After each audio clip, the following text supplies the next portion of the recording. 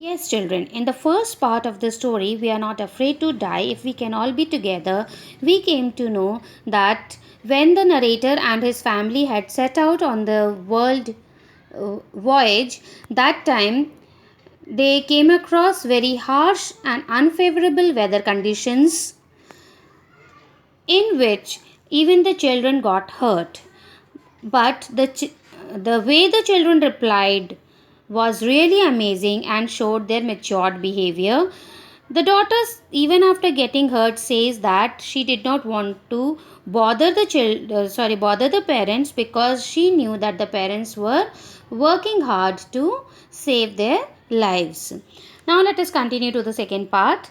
By morning on January 3rd, so in the morning of 2nd January, the weather conditions became unfavorable. In the evening at 6 o'clock, the that towered wave fell upon the ship and overturned the ship, and they all got hurt, everything got damaged, and the whole night they were pumping the water out. Now in the morning of 3rd January, the pumps had the water level sufficiently under control for them to take 2 hours rest in rotation. So now, as all the 4 people were continuously working the whole night, so they all got tired, so now but they could relax turn by turn, and they still had a tremendous leak somewhere below the water line. And on checking, the narrator found that nearly all the boat's main rib frames were smashed down to the keel. Now keel here is long beam that supports the ship.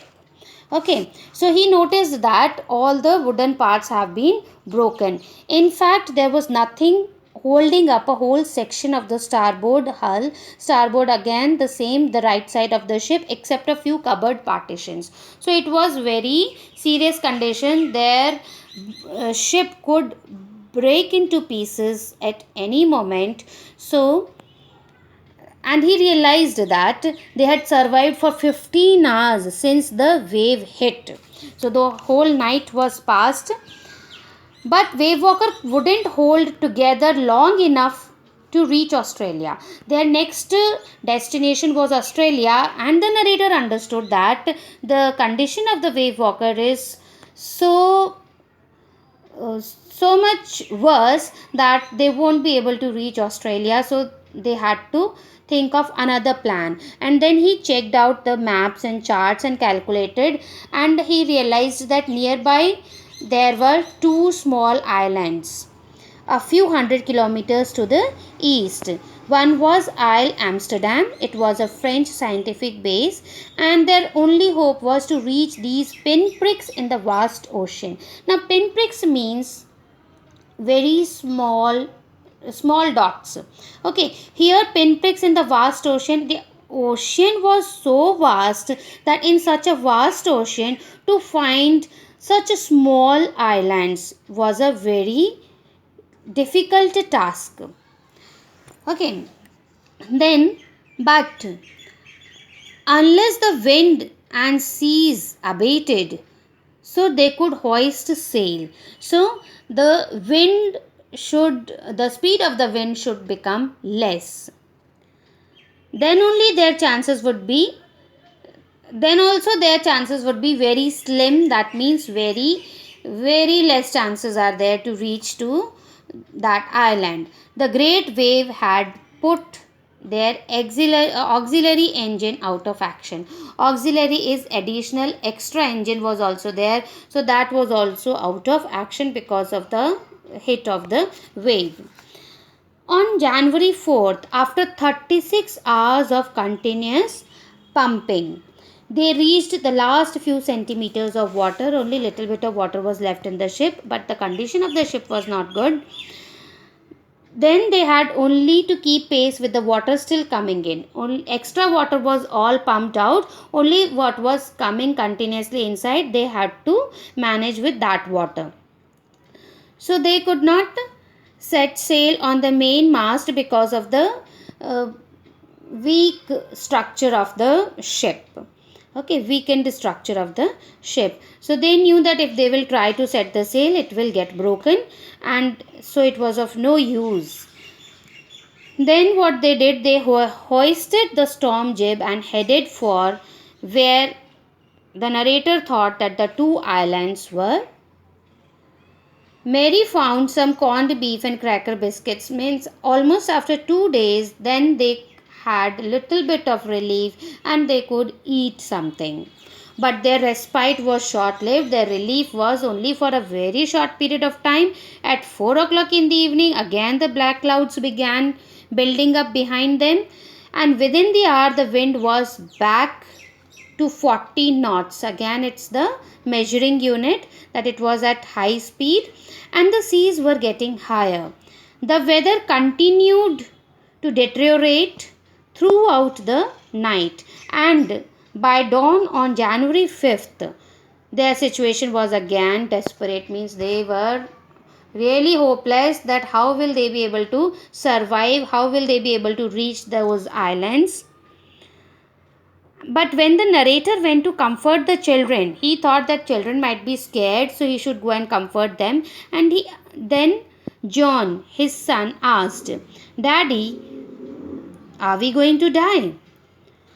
Before the narrator could reply something, the son continued and said that he wasn't afraid of dying if they all are together. So if the whole family is together, they can face any difficult situation, any adverse situation. So this is the message by the small child of 6 years, that he is not afraid to die if all the family members are there.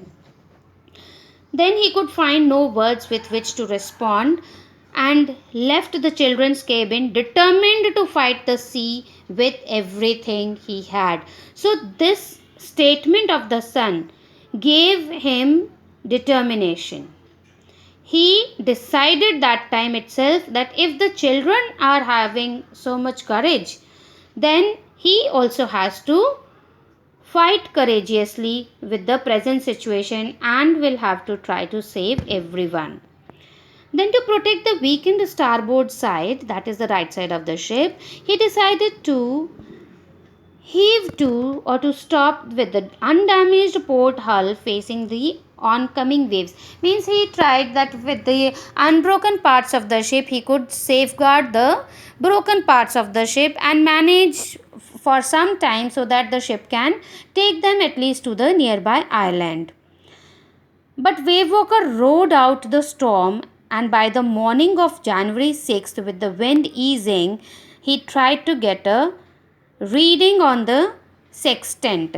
That is an instrument which is used for the navigation, for measuring the angular distance between the objects. So back again he went to the chart room and he worked on wind speeds, changes of course, drift and current in an effort to calculate their position.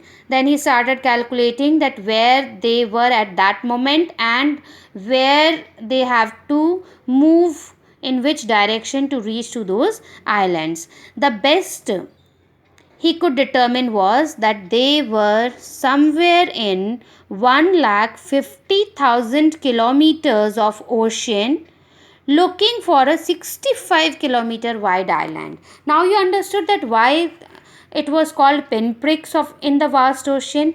The ocean is 1,50,000 kilometers wide, and the island is only 65 kilometers. Okay, so in comparison to both the dimensions, the island is only a pinprick in the vast ocean, just like a small dot in the vast ocean. So while he was thinking, Sue, moving painfully, joined the narrator. The left side of her head was now very swollen, and her blackened eyes narrowed to slits. Means the eyes she was not able to open properly. They were just looking like slits, a very small opening. She gave him a card. she had made. Now, even in this condition, when she was not able to even open her eyes properly, she had made a card for the father. On the front side, she had drawn caricatures of Mary and me with the words. So, caricatures as the cartoon characters, okay, the cartoonic figures of the parents. And here are some funny people she wrote there. Did they make you laugh? I laughed a lot as well. Now, inside was a message. Oh, how I love you both. So, this card is to say thank you and let us hope for the best. Somehow, we had to make it. This was again the determination of the narrator. After reading the card, again he felt motivated that he needs to work hard in order to save the lives of all the family members. So, this is the end of the second part of the chapter, and we'll continue in the next video.